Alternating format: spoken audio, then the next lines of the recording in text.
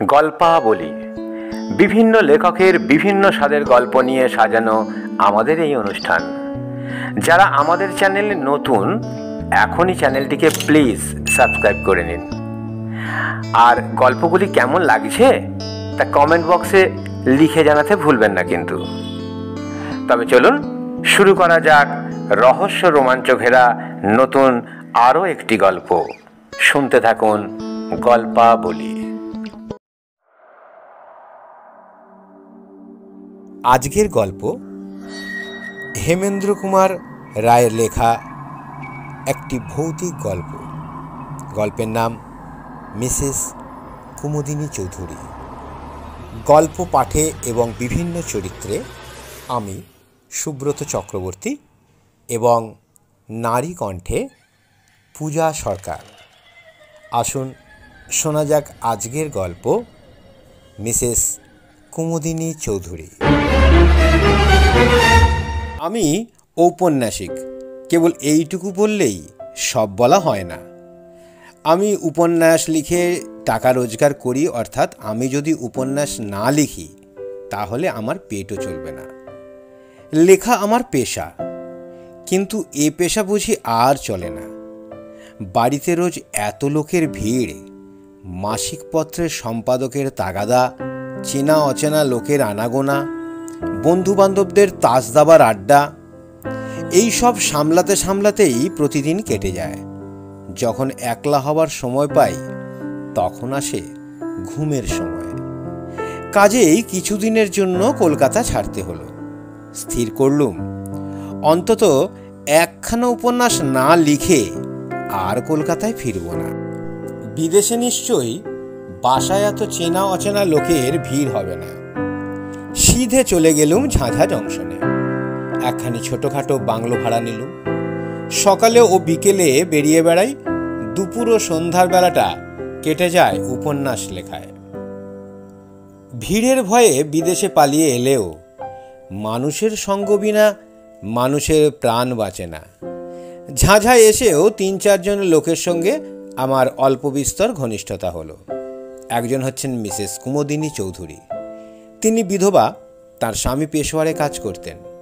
স্বামীর মৃত্যুর পর তিনি ঝাঁঝায় এসেই বাস করছেন। তার সন্তানাদি কেউ নেই, ধর্মে তিনি খ্রিস্টান।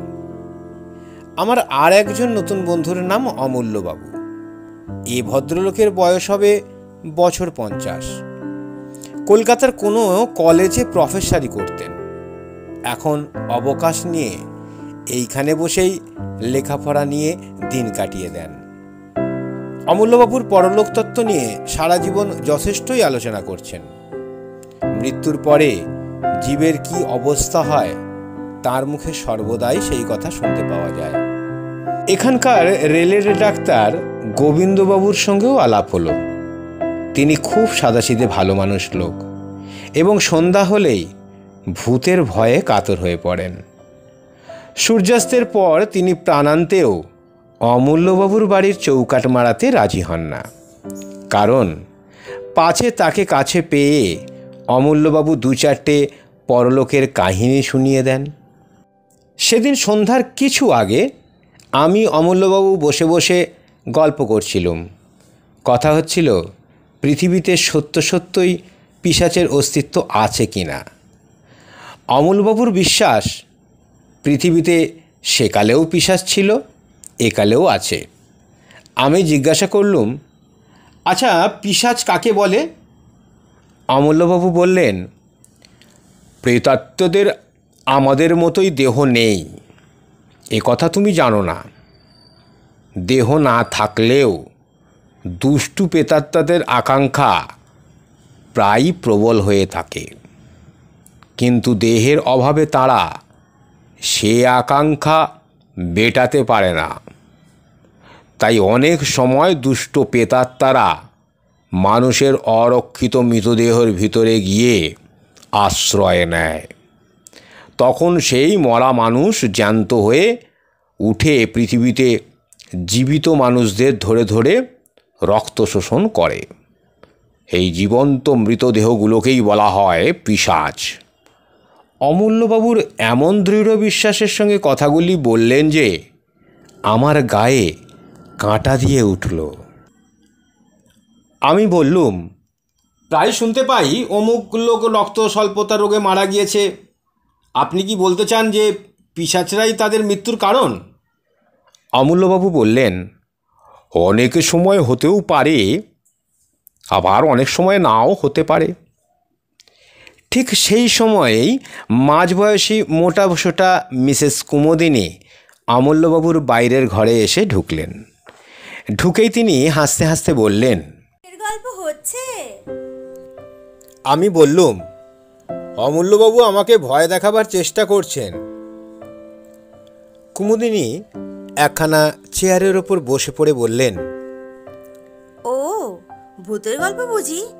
বেশ বেশ, ভূতের গল্প শুনে ভয় পেতে আমি ভালোবাসি। অমূল্যবাবু, আমাকে একটা ভয়ানক ভূতের গল্প বলুন না।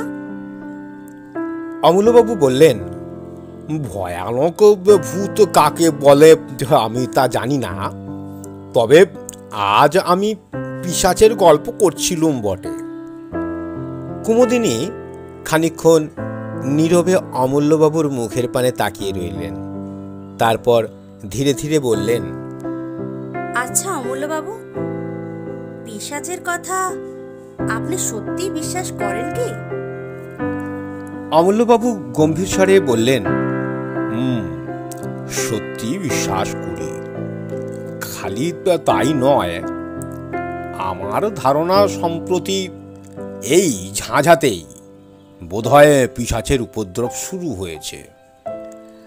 আমি সচমকে অমূল্যবাবুর মুখের দিকে মুখ তুলে তাকালুম। কুমুদিনীর মুখ ভয়ে ম্লান হয়ে গেল, কিন্তু সে ভাবটা সামলে নিয়ে তিনি বললেন, আপনার এমন গাঁজাখুরি ধারণার কারণ কি শুনি? অমূল্যবাবু স্থিরভাবেই বললেন, সম্প্রতি এখানে রক্তাল্পতা রোগের মৃত্যুর হার বড় বেড়ে উঠেছে।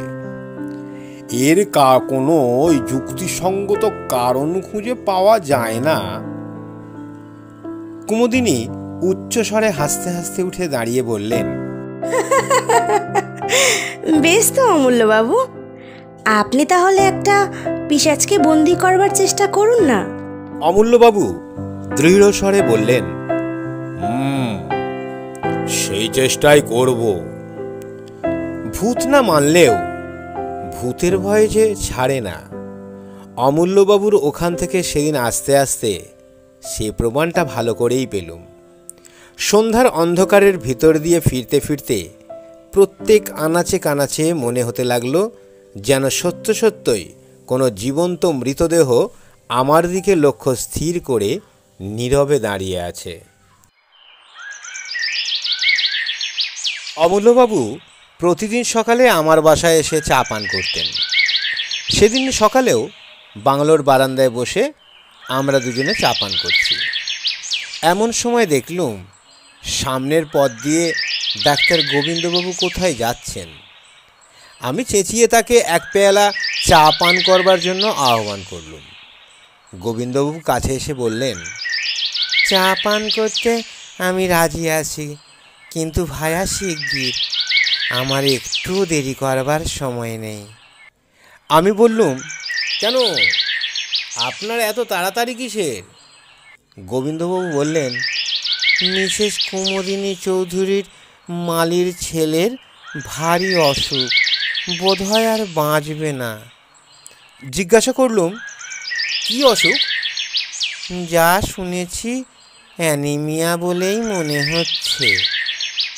অমূল্যবাবু চা পান করতে করতে হঠাৎ পেয়ালাটা টেবিলের ওপর নামিয়ে রেখে বললেন, ডাক্তার, ঝাঁঝায় এত অ্যানিমিয়ার বাড়াবাড়ির কারণ কি বলতে পারো? গোবিন্দবাবু বললেন, না, কিন্তু এই রোগের এতটা বাড়াবাড়ি দেখে আমি অত্যন্ত আশ্চর্য হয়ে গেছি। অমূল্যবাবু চেয়ার ছেড়ে উঠে দাঁড়িয়ে বললেন, মিসেস কুমুদিনী চৌধুরীর ওই মালির ছেলেকে আমি জানি, তার নাম ওই গদাধর। সে রোজ আমাকে ফুল দিয়ে যায়। 3 দিন আগেও আমি তাকে দেখেছি, জোয়ান সমর্থ ছেলে, আর তুমি বলছো ডাক্তার এরই মধ্যে তার অবস্থা খারাপ হয়ে পড়েছে। অ্যানিমিয়া রোগের এত তাড়াতাড়ি কারোর অবস্থা তো খারাপ হয় না। চলো ডাক্তার, তোমার সঙ্গে আমারও গিয়ে ওই গদাধরকে একবার দেখে আসি। আমার বাংলো থেকে মিসেস চৌধুরীর বাংলোয় যেতে 4-5 মিনিটের বেশি সময় লাগে না। মিসেস চৌধুরীর বাগানের এক কোণে মালির ঘর। আমরা সকলে গিয়ে সেখানে উপস্থিত হলুম। ঘরের ভিতরে এক পাশে বুড়ো মালি মাথায় হাত দিয়ে ম্লান মুখে বসে আছে। গদাধর শুয়ে আছে একখানা চৌকির ওপরে। তার মুখ এমন বিবর্ণ ও রক্তশূন্য যে দেখলেই মনে হয় মৃত্যুর আর বেশি দেরি নেই। ডাক্তারবাবু তাকে পরীক্ষা করে চুপি চুপি আমাদের বললেন, আজকের রাত বোধ হয় কাটবে না। অমূল্যবাবু গদাধরের পাশে গিয়ে বসলেন। তারপর রোগীর গায়ের কাপড়টা খুলে তীক্ষ্ণ দৃষ্টিতে কি দেখতে লাগলেন। খানিকক্ষণ পরে গদাধরের গলা ও বুকের মাঝখানে একটা জায়গার দিকে অঙ্গুলি নির্দেশ করে বললেন, ডাক্তার, এটা কিসের দাগ? গোবিন্দবাবু বললেন, ওটা ক্ষত চিহ্ন তো বলেই মনে হচ্ছে। যা নোংরা ঘর, ইঁদুর টিঁদুর কামড়েছে বোধ হয়। অমূল্যবাবু গদাধরের বাপকে ডেকে জিজ্ঞাসা করলেন, তোমার ছেলেকে সেবা করে কে? বুড়ো মালি বললে, আগে বাবু, গিন্নিমা গদাধরকে বড়ই ভালোবাসেন, ঠিক নিজের মতন ছেলের মতন করে ভালোবাসেন। ওকে দেখাশোনা তিনিই করেন। ওর জন্য দিনে রাতে বিশ্রাম নেই, রাতে ঘুম নেই। অমূল্যবাবু উঠে দাঁড়িয়ে দৃঢ়স্বরে বললেন, রোগীর ভালো রকম সেবা যত্ন হচ্ছে না। গদাধরকে আমি আমার বাড়িতে নিয়ে যাব ডাক্তার। তোমার রেলের 2-4 জন কুলিকে ডাকো তো, গদাধরকে তারা এক্ষুনি আমার বাড়িতে নিয়ে চলুক। আমার বিশ্বাস একে আমি নিশ্চয়ই বাঁচাতে পারবো। অমূল্যবাবুর এই অদ্ভুত বিশ্বাসের কারণ কি আমরা বুঝতে পারলুম না। রোগ হয়েছে রোগীর দেহে, এ বাড়ি থেকে ও বাড়ি নিয়ে গেলে তার কি উপকার হতে পারে? যাই হোক, তার কথা মতোই কাজ করা হলো। গদাধরকে যখন বাগানের ভেতর দিয়ে নিয়ে যাওয়া হচ্ছে, সেই সময় মিসেস কুমুদিনী তার বাংলোর বারান্দায় দাঁড়িয়েছিলেন। আমাদের দেখে নেমে এসে তিনি বিস্মিত স্বরে বললেন, এ কি ব্যাপার? গদাধরকে কোথায় নিয়ে যাওয়া হচ্ছে? অমূল্যবাবু বললেন, আমার বাড়িতে। এখানে ওর ঠিকমতো সেবা আর চিকিৎসা হচ্ছে না। কুমুদিনীর 2 চোখে একটা ক্রোধের ভাব ফুটে উঠেই আবার মিলিয়ে গেল। ধীরে ধীরে তিনি বললেন, বেশ, আপনারা যা ভালো বোঝেন করুন। গদাধরের আরাম হলে আমার চেয়ে খুশি আর কেউ হবে না।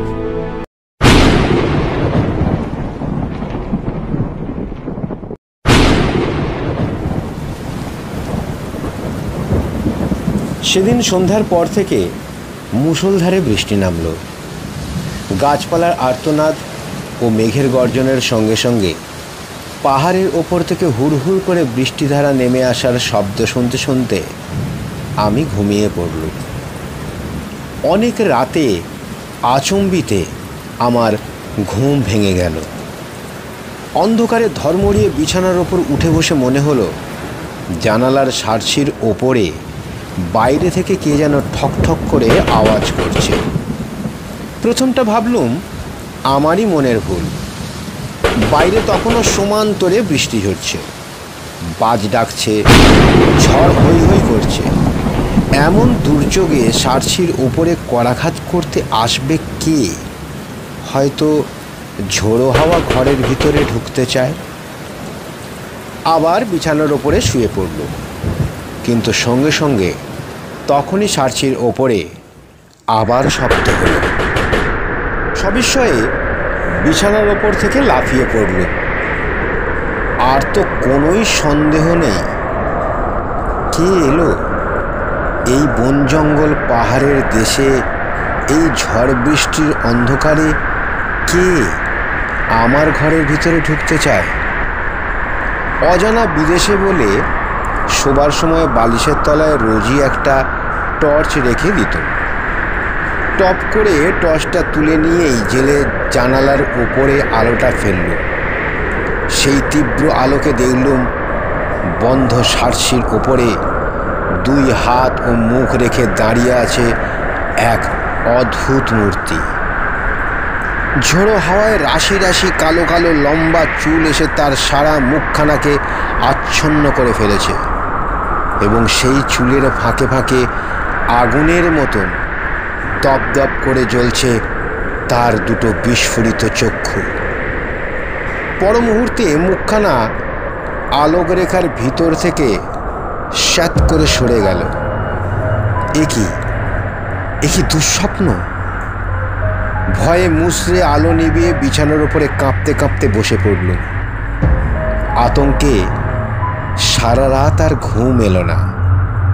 কেবলই মনে হতে লাগলো সার্সির কাঁচ ভেঙে ওই বুঝি এক অমানসিক মূর্তি ঘরের ভেতরে হুড়মুড় করে ঢুকে পড়ে। জানালা দিয়ে সকালের আলো ঘরের ভিতরে এসে পড়েছে, কিন্তু তখনও আমি জড়ভূতের মতো বিছানার ওপরে আড়ষ্ট হয়ে বসে আছি। এমন সময় বাইরে থেকে শুনলুম আমার নাম ধরে ডাকছেন অমূল্যবাবু। আশ্বস্তির নিঃশ্বাস ফেলে তাড়াতাড়ি উঠে দরজা খুলে দিলুম। অমূল্যবাবু ঘরের ভিতরে এলেন। আমি জিজ্ঞাসা করলুম, এত ভোরে আপনি যে গদাধরের অসুখ বেড়েছে নাকি? অমূল্যবাবু বিছানার উপরে উঠে এসে বসে হাসি মুখে বললেন, আরে অসুখ বেড়েছে কি মশাই, এই অল্প সময়ে গদাধর তো প্রায় সেরেই উঠেছে। আমি সবিস্ময়ে বললুম, বলেন কি? কি করে সারল? অমূল্যবাবু বললেন, গদাধরের কোনো অসুখই তো হয়নি, সে পড়েছিল পিশাচের পাল্লায়।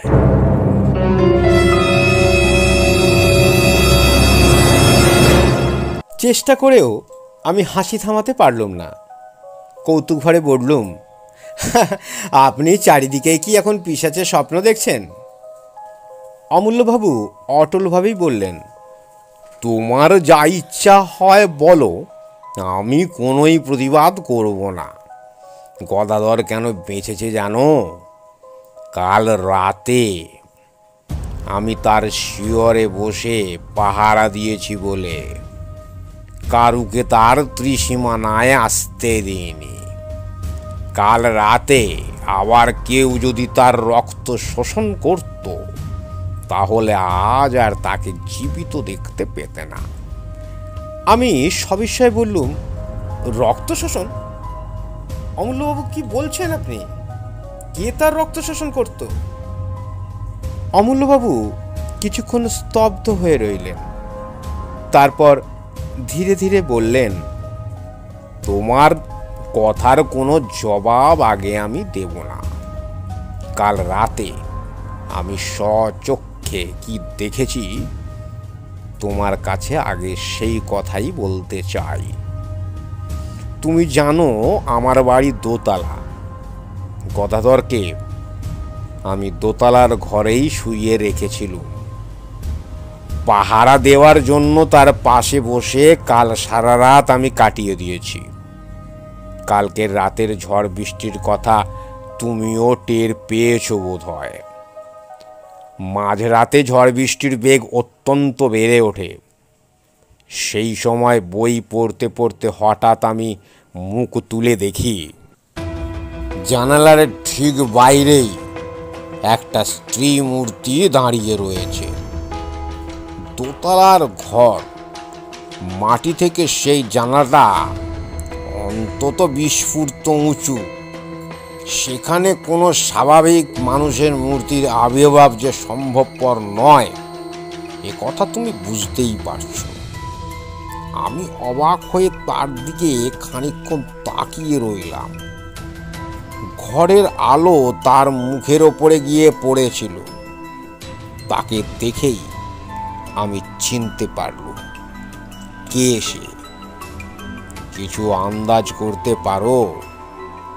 আমি হতভম্বের মতো ঘাড় নেড়ে জানালুম, না। অমূল্যবাবু বললেন, সে মূর্তি হচ্ছে মিসেস কুমুদিনী চৌধুরীর।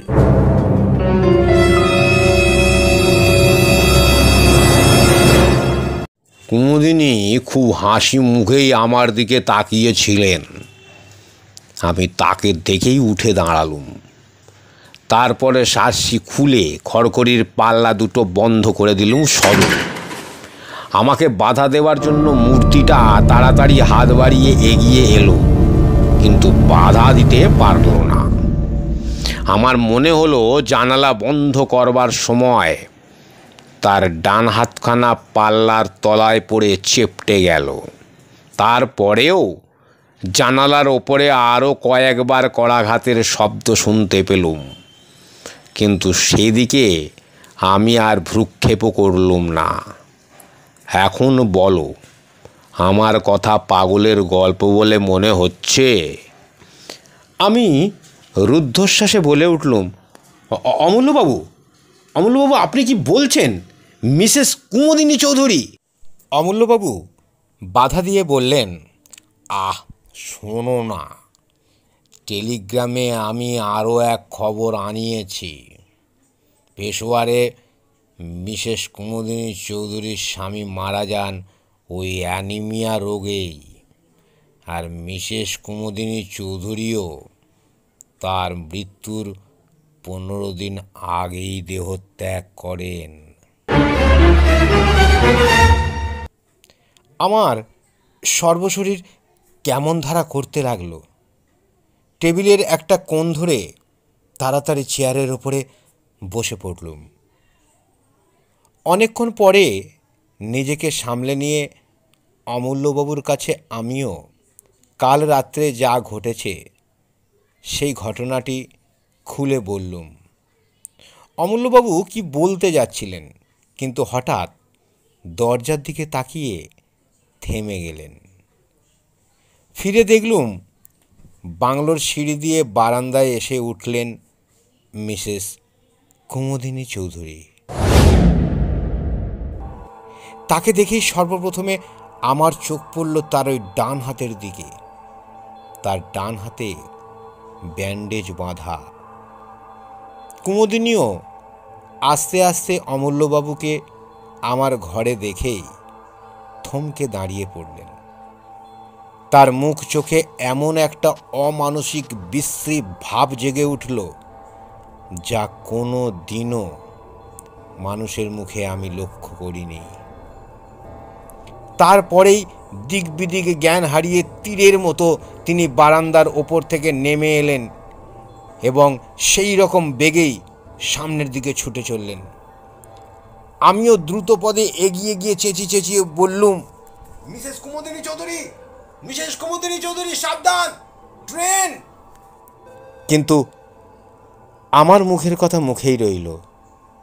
আমার বাংলোর সামনে দিয়ে যে রেলপথ চলে যাচ্ছে, কুমুদিনী তার ওপরে গিয়ে দাঁড়াতে না দাঁড়াতেই একখানা ইঞ্জিন হুড়মুড় করে একেবারে তার দেহের ওপরে এসে পড়ল। ভয় আমি দু চোখ বুঝিয়ে ফেললুম। সঙ্গে সঙ্গে শুনলুম তীক্ষ্ণ এক মর্মভেদী আর্তনাদ। তারপরে সব স্তব্ধ। খানিকক্ষণ আচ্ছন্নের মতো দাঁড়িয়ে রইলাম। আমার চারিদিকে পৃথিবী যেন ঘুরতে লাগলো, এবং সেই অবস্থাতেই শুনলুম অমূল্যবাবু বলছেন, স্থির হও ভাই, স্থির হও। ট্রেনে যে চাপা পড়লো ও কোনো মানুষের দেহ নয়, ও হচ্ছে এক পিশাচের আশ্রিত দেহ।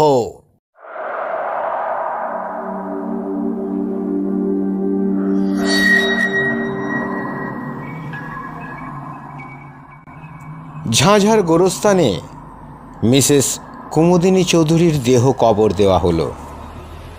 তারপর মাসখানেক কেটে গেল। এই ভীষণ ঘটনার ছাপ আমাদেরও মনের ওপর থেকে ধীরে ধীরে অস্পষ্ট হয়ে আসতে লাগলো। কিন্তু এই ঘটনার সঙ্গে জড়িত একটা বিষয় সম্বন্ধে এখনও কারোর মনের ধাঁধা ঘুচল না। ঝাঁঝায় রক্তস্বল্পতা রোগের বাড়াবাড়ি এখনও কমল না কেন, তাই নিয়ে প্রায়ই আমাদের মধ্যে আলোচনা হয়। অমূল্যবাবু পর্যন্ত ধাঁধায় পড়ে গেছেন। তিনিও মাঝে মাঝে আশ্চর্য হয়ে বলেন, তাই তো, রক্তস্বল্পতার রোগটা এখানে সংক্রামক হয়ে দাঁড়ালো নাকি? এর কারণ তো কিছুই বোঝা যাচ্ছে না। কিছুদিন পরে একদিন নদীর ধার থেকে ফিরতে আমার রাত হয়ে গেল। সে রাতটা ছিল চমৎকার। পরিপূর্ণ পূর্ণিমা নদীর জলকে যেন মেজে ঘষে রূপোর মতো চকচকে করে তুলেছে এবং চারিদিক ধপধপ করছে প্রায় দিনের বেলার মতো। এই পূর্ণিমার শোভা দেখবার জন্যই এতক্ষণ আমি নদীর ধারে অপেক্ষা করছিলুম। বিভোর হয়ে চারিদিক তাকাতে তাকাতে বাসার পথে ফিরছি।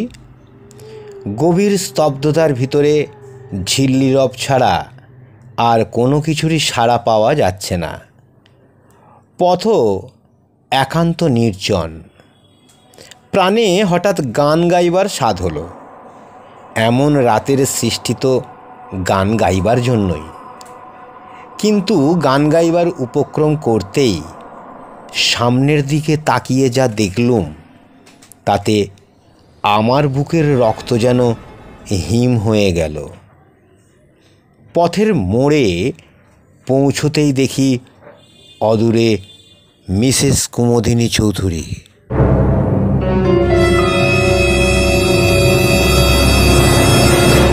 আমার দেখবার কোনো ভ্রম হয়নি। তেমন উজ্জ্বল পূর্ণিমায় ভ্রম হওয়ার কোনো সম্ভাবনাই ছিল না। ভাগ্যে কুমুদিনী অন্যদিকে তাকিয়েছিলেন, তাই আমাকে তিনি দেখতে পাননি। আমি তাড়াতাড়ি একটা গাছের আড়ালে সরে গেলুম। কুমুদিনী সেই পথ ধরে একদিকে অগ্রসর হলেন। আমিও স্তম্ভিত নেত্রে লক্ষ্য করলুম তার দেহ যেন মাটির ওপর দিয়ে পা ফেলে হেঁটে যাচ্ছে না, শূন্য দিয়ে ভেসে যাচ্ছে একখানা মেঘের মতন। পথের বাঁকে সেই অদ্ভুত ও ভীষণ মূর্তি অদৃশ্য হয়ে গেল এবং আমিও ছুটতে লাগলুম রুদ্ধশ্বাসে, আতঙ্কে ও বিস্ময়ে বিহ্বল হয়ে। ছুটতে ছুটতে একেবারে অমূল্যবাবুর বাড়িতে। অমূল্যবাবু বৈঠকখানায় একলা বসে বই পড়ছিলেন। হঠাৎ আমাকে সেইভাবে সেখানে গিয়ে পড়তে দেখে নির্বাক বিস্ময়ে আমার দিকে মুখ তুলে তাকিয়ে রইলেন। আমি প্রায় রুদ্ধস্বরে বলে উঠলুম, মিসেস চৌধুরী, মিসেস চৌধুরী, অমূল্যবাবু, এই মাত্র মিসেস চৌধুরীকে দেখতে পেলাম। অমূল্যবাবু সিধে হয়ে দাঁড়িয়ে উঠে বললেন, তার মানে? নদীর পথ দিয়ে ফিরে আসছিলাম, মিসেস কুমুদিনী চৌধুরী আমার পাশ দিয়ে চলে গেলেন। তুমি ঠিক দেখেছ? আপনাকে যেমন ঠিক দেখছি তাকেও আমি ঠিক তেমনই দেখছি। আরে ওঠো ওঠো ওঠো, আর দেরি নয়, এখনই আমার সঙ্গে চলো। এখন কোনো কথা জিজ্ঞেস করো না। অমূল্যবাবু হাত ধরে আমাকে টেনে নিয়ে দ্রুত পদে ঘর থেকে বেরিয়ে এলেন। তারপর বাগানের কোণ থেকে একটা শাবল আর একখানা কোদাল তুলে নিয়ে কোদালখানা আমার হাতে দিয়ে বললেন, এসো এসো আমার সঙ্গে এসো।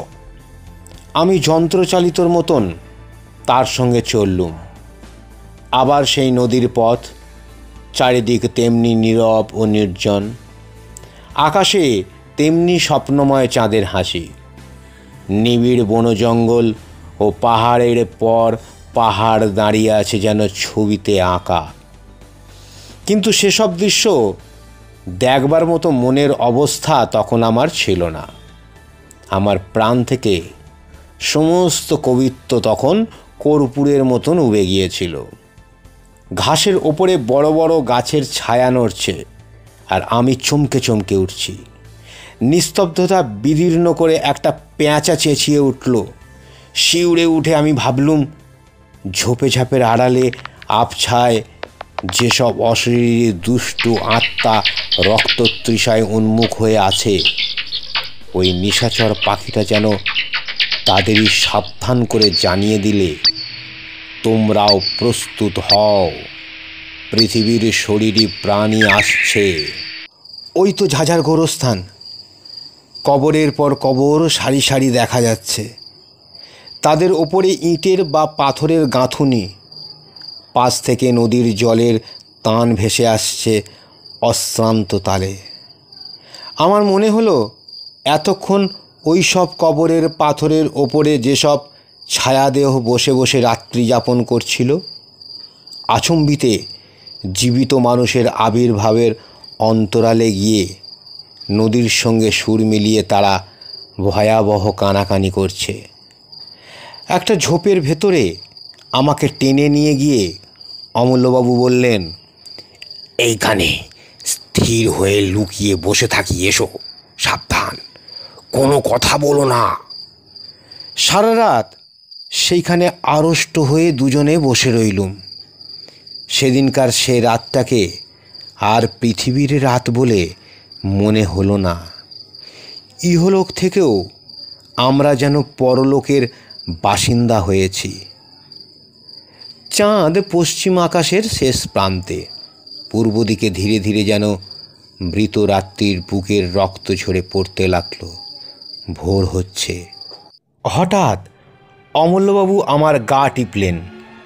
চমকে ফিরে দেখি নিবিড় বনের ভিতর থেকে মেঘের মতোর গতিতে এক অপার্থিব নারী মূর্তি বাইরে বেরিয়ে আসছে। মিসেস কুমুদিনী চৌধুরী। অমূল্যবাবু আমার কানে কানে বললেন, আজকের মতো ওই পিশাচির রক্ত পিপাসা শান্ত হলো। মিসেস চৌধুরীর দেহ ধীরে ধীরে গোরস্থানের ভিতরে গিয়ে ঢুকল। একটা কবরের ওপরে গিয়ে এক মুহূর্ত স্থির হয়ে দাঁড়ালো। তারপর আচমকা শূন্যে দুই হাত তুলে প্রচণ্ড তীক্ষ্ণ স্বরে অট্টহাস্য করে হাসল। আমার সমস্ত বুকটা যেন বরফের মতো ঠান্ডা হয়ে গেল। সে কি পৈশাচিক শীতল হাসি! তারপর দেখলুম তার দেহটা ধীরে ধীরে মাটির ভেতরে নেমে যাচ্ছে। খানিক পরেই সে একেবারেই অদৃশ্য হয়ে গেল। পূর্ব আকাশে সূর্যের প্রথম ছটা জেগে উঠল। অমূল্যবাবু এক লাফে দাঁড়িয়ে উঠে বললেন, আর অপেক্ষা নয়, শিগগিরই শিগগিরই আমার সঙ্গে এসো।